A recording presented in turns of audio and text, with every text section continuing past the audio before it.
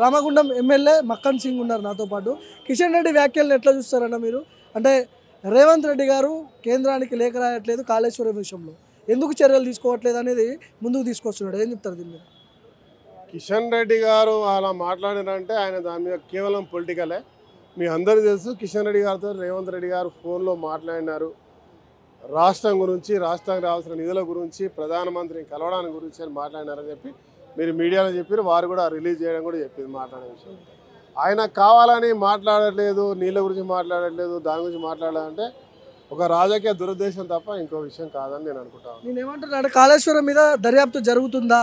ఒకవేళ జరగాల్సి, మీరు అధికారంలోకి వచ్చారు కదా, రాగానే చర్యలు ఉంటాయి కాళేశ్వరం మీద, 1,00,000 కోట్లు అది ఇది అని చెప్పారు కదా, చర్యలు లేవని క్వశ్చన్ చేస్తున్నాడు. డెఫినెట్గా చర్యలు ఉంటాయి సార్. ఎందుకంటే మొన్ననే మా మంత్రివర్యులు గౌరవనీయులు ఉత్తమ్ కుమార్ రెడ్డి గారు స్వయంగా అక్కడికి వెళ్ళి మా టీంతో వారి వేరే మంత్రివర్గం అంతా కలిసిపోయి స్వయంగా పోయి చూసి రావడం జరిగింది. దాని మీద కసరత్తు నడుస్తూ ఉంది.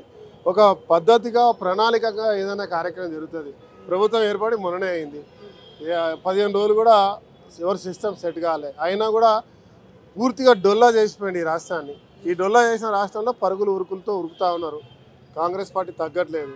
పూర్తిగా అవగాహన చేసి ప్రాపర్గా ఒక సిస్టమ్ తయారు చేసుకొని అప్పుడు ఎక్కడెక్కడ ఏం చెప్పాలో అక్కడ చెప్తారు. కేసీఆర్ రేవంత్ రెడ్డి లాలూచి పడ్డాడు, ఆ లైన్లో మాట్లాడుతున్నాడు కిషన్ రెడ్డి. కేసీఆర్ లాలూచి పడితే ఈరోజు మేము గవర్నమెంట్లో ఉంటామా?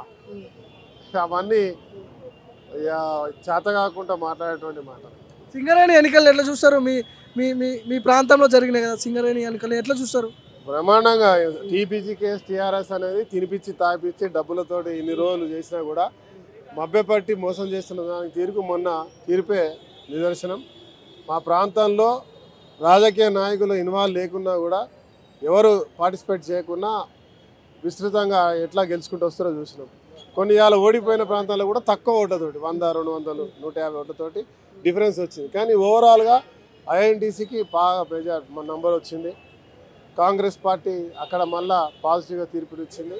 ఆ అన్ని ప్రాంతాల్లో కూడా అసెంబ్లీ శాసనసభ్యులు కాంగ్రెస్ పార్టీ గెలిచినారు. అక్కడ సందేహం లేదు. ఇవాళ సింగరేణిని ప్రైవేటీకరణ చేయడం, సింగరేణి కార్మికుల దగ్గర దోపిడీ చేయడం, సింగరేణి కార్మికులను మోసం చేయడం అనేది ఈ తెలంగాణను మొత్తం అమ్మేసేటువంటి కార్యక్రమంలో భాగంగా మొన్నటి పాలన చేసింది. కాబట్టి ఆ పాలనకు వ్యతిరేకంగా మొన్న ఇచ్చినటువంటి తీర్పు. కవిత ముఖ్యంగా సింగరేణి విషయంలో కోట్ల రూపాయల అవినీతి జరిగిందని ఆరోపణలు ఉన్నాయి ఎమ్మెల్సీ కవిత మీద. దాని మీద దర్యాప్తు జరిగే అవకాశం ఉందా ఈ ప్రభుత్వంలో? కవిత గారి మీద మేము అనేక సార్లు చెప్పినాం. సింగరేణి దానికి ఉన్నప్పుడు సింగరేణికి సంబంధించిన దాని మీద అవకతవకలు జరుగుతూ ఉన్నాయి. ప్రైవేటీకరణ మీద మీరు దాంట్లో పాలు పంచుకున్నారు, బల్లలు దర్శిర్రు, సప్పట్లు దర్శిర్రు, మీరు ప్రైవేటీకరణ బిల్లుకి మద్దతు పలికిర్రు. మీ యూనియన్ వాళ్ళు ఒక డిపెండెంట్ ఉద్యోగానికి 15 నుంచి 20 లక్షలు తీసుకున్నారు. అట్లా వేలాది మంది తీసుకున్నారు. ఆ 1,000 కోట్ల రూపాయల స్కామ్ జరిగిందని చెప్తే దాన్ని ఎంక్వైరీ చేయలేదు, పట్టించుకోలేదు. ఈరోజు దాని తీర్పు సమయం వచ్చినప్పుడు కార్మికులు చూపించినారు. ఒక 10 సంవత్సరాలు దగ్గర కూడా ఏ పార్టీని రానిటువంటి ఆ ప్రాంత కార్మిక బంధువులు ఇలా జవాబు చెప్పారు. ఆ జవాబు ఇవాళ వాళ్ళకి ఒక చెంపదెబ్బగా మారింది. అధికారంలోకి వచ్చారు కదా, చర్యలు ఉంటాయా మరి కవిత మీద? ప్రభుత్వాన్ని మేము కోరుకుంటా ఉన్నాం. డెఫినెట్గా కవిత మీద కాదు, దాని మీద బాధ్యులైన ప్రతి ఒక్కరి మీద ఉండాలి. సీఎండీ నుంచి మొదలు పెట్టుకుంటే కింద స్థాయి వరకు ఉండాలి. లోక్సభ ఎన్నికలు ఎవరెవరికి పోటీ ఉండే అవకాశం ఉంది? మీకు బీఆర్ఎస్కా, మీకు బీజేపీకా?